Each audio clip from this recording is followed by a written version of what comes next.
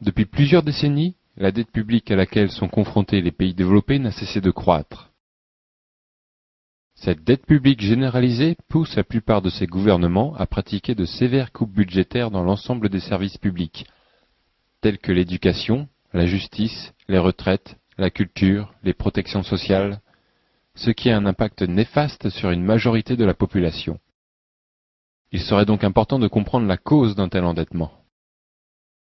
Cette vidéo vous donnera les clés pour comprendre l'origine de cette dette publique globalisée, qui, contrairement à la croyance populaire, ne se résume pas simplement à des dépenses excessives de l'État. La vérité est quelque peu différente et gagne à être connue. Quelques minutes de votre attention et l'origine de la dette publique ne sera plus un mystère pour vous.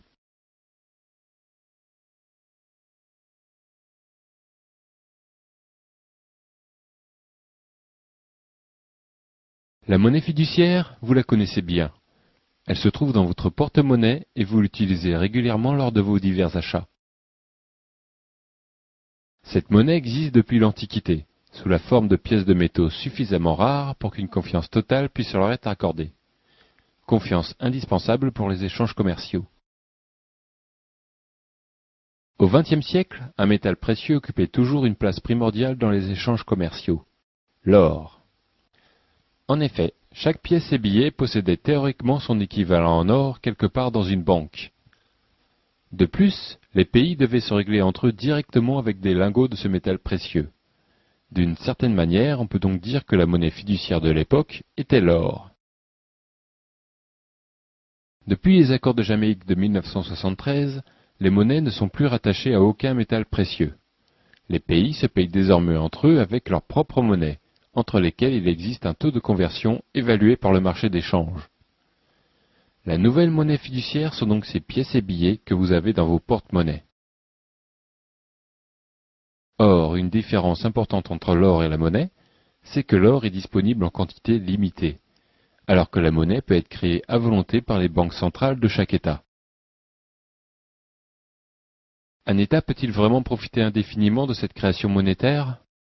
Pas vraiment, car si un pays achète plus qu'il ne vend, alors le taux de conversion entre sa monnaie et celle du pays vendeur évoluera à son dépens. Il lui sera donc de plus en plus difficile d'importer des marchandises, car elles lui coûteront de plus en plus cher. Ce phénomène s'appelle la dévaluation. De plus, si la masse monétaire croît plus vite que l'économie réelle, alors l'argent inondera les commerces et perdra de sa valeur, car il sera disponible à tous, vendeurs et acheteurs, en plus grande quantité. Cela se traduit par une augmentation généralisée des prix. Ce phénomène s'appelle l'inflation.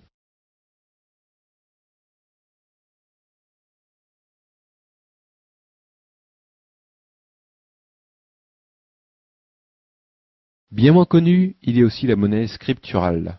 Pour bien la comprendre, faisons un petit saut dans l'histoire. Au XVIIe siècle, les orfèvres étaient chargés de garder les possessions des riches familles et commerçants dans leurs coffres. Disposant d'une énorme quantité de ressources inexploitées, les orfèvres prêtaient une partie de ces richesses dans le but de les récupérer accompagnés d'un juteux intérêt. Mais lorsqu'ils prêtaient ces richesses, ils ne les prêtaient pas matériellement, mais au moyen de lettres de change. Plus faciles à transporter, ces lettres pouvaient à tout moment être échangées par les richesses qu'elles représentaient. Or, ces échanges avaient rarement lieu, car les lettres, disposant d'une crédibilité suffisante, étaient utilisées comme une monnaie à part entière. Ainsi, malgré les prêts, il restait toujours des richesses dans le coffre des orfèvres. Donc, pourquoi ne pas prêter plus de lettres qu'il n'y a de richesses dans le coffre? Cela procurerait d'autant plus d'intérêt à empocher, et tant que les emprunteurs ne viendraient pas tous en même temps échanger leurs lettres de change, ce système fonctionnerait. Et c'est ainsi que les orfèvres devinrent banquiers, prêteurs d'argent qu'ils ne possédaient pas, et surtout qui n'existaient pas. Le système bancaire d'aujourd'hui fonctionne de la même manière. Les orfèvres sont les banques, les richesses dans les coffres sont la monnaie fiduciaire, et les lettres de change sont la monnaie scripturale. Lorsque vous faites un emprunt dans une banque, cette dernière ne vous donne pas une partie de la monnaie fiduciaire de ses épargnants, mais vous donne de la monnaie scripturale, qui est créée quand le crédit est généré et disparaît lorsque le crédit est remboursé. Elle peut à tout moment être échangée par de la vraie monnaie fiduciaire, mais comme pour l'orfèvre, cela se produit assez peu. Les banques peuvent donc prêter plus qu'elles ne possèdent. On estime aujourd'hui que les réserves fiduciaires des banques ne sont de l'ordre que de 15%. Cela veut dire que les banques prêtent environ 6 fois plus qu'elles ne possèdent. Cette particularité du système bancaire s'appelle le système des réserves fractionnaires.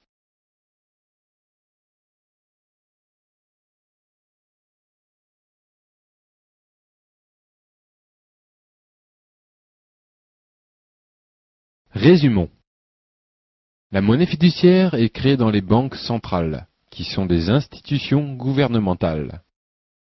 Les pièces et billets, qui sont une forme de monnaie permanente, font partie de la monnaie fiduciaire. La monnaie scripturale est créée par les banques commerciales, dont la plupart sont des banques privées. Cette création ne peut avoir lieu que lorsqu'un emprunt est émis. Par conséquent, cette monnaie n'existe que dans le cadre d'une dette.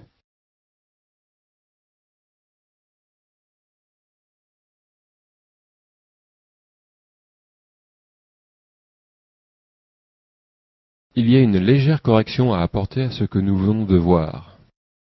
Il a été dit que les États pouvaient créer autant d'argent qu'ils le souhaitent à l'aide de leur banque centrale. Cela n'est plus vrai.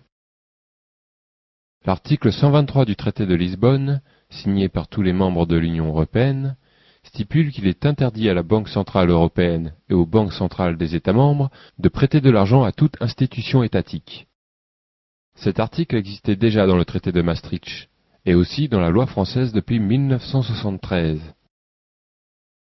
Cet article est très important, car il force les États à se financer sur le marché financier, c'est-à-dire les banques commerciales entre autres. Et si ces banques ne disposent pas de suffisamment de fonds, pas de souci, elles sont autorisées à faire appel aux banques centrales. Quelles conséquences cela a-t-il sur la monnaie ?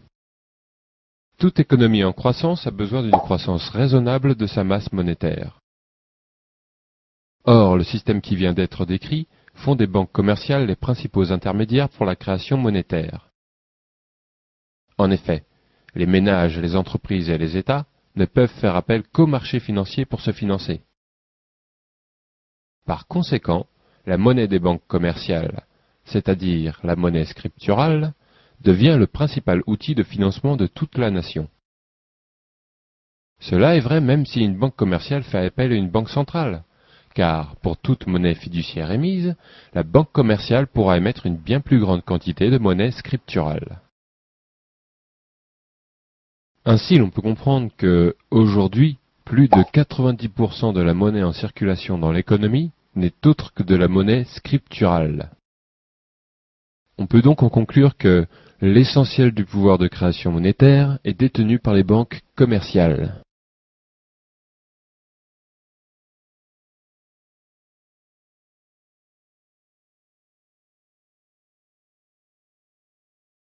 Parlons d'un impact important de ce système monétaire, la dette. Comme nous venons de le voir, plus de 90% de la masse monétaire est constituée de monnaie scripturale. Or, comme nous l'avons aussi déjà vu, la monnaie scripturale n'existe que dans le cadre d'une dette. Par conséquent, si toute l'économie est inondée de monnaie scripturale, alors toute l'économie est endettée. Ce qu'il est important de comprendre est que cette dette est la conséquence naturelle de notre système monétaire. Elle n'est pas du tout due à un excès dépensier de la société, mais simplement due au fait que la création monétaire n'est possible que par le crédit. Si cette masse de monnaie scripturale était remplacée par de la monnaie fiduciaire permanente, la masse monétaire serait la même, et l'inflation serait donc du même ordre, alors que la dette totale de la société, elle, serait beaucoup plus faible. Pour exemple, la dette totale américaine, publique plus privée, est aujourd'hui d'environ 60 000 milliards de dollars. Une dette colossale, qui n'est pas détenue uniquement par les pays étrangers, mais aussi et surtout par les propres banques américaines. Maintenant, voyons ce que serait la dette française si l'État pouvait s'endetter auprès de sa banque centrale au lieu d'emprunter sur les marchés financiers. Première chose à savoir, lorsque l'on fait un emprunt dans une banque commerciale, il faut rémunérer la banque. Cette rémunération, c'est le taux d'intérêt. Par contre, lorsqu'un État emprunte à sa banque centrale, il n'y a personne à rémunérer, car l'État crée en quelque sorte de l'argent pour lui-même. Il n'y a donc pas de taux d'intérêt. L'État français empruntait à taux zéro avant 1973. Pour comprendre l'effet des emprunts auprès du marché financier, nous devons donc évaluer l'impact de ce taux d'intérêt. C'est simple à calculer. Lorsque l'on somme ce qu'a payé l'État français en intérêt seul depuis 1973, on obtient un chiffre d'environ 1400 milliards d'euros. Une sacrée somme, surtout comparée à la dette publique française actuelle, qui est d'environ 1500 milliards d'euros. En d'autres termes, l'essentiel de la dette publique peut s'expliquer uniquement par le système de création monétaire actuel, basé sur le crédit avec intérêt. Et ceci sans faire intervenir les dépenses publiques, la sécurité sociale ou le manque de compétitivité, qui pourtant en sont les causes les plus communément admises.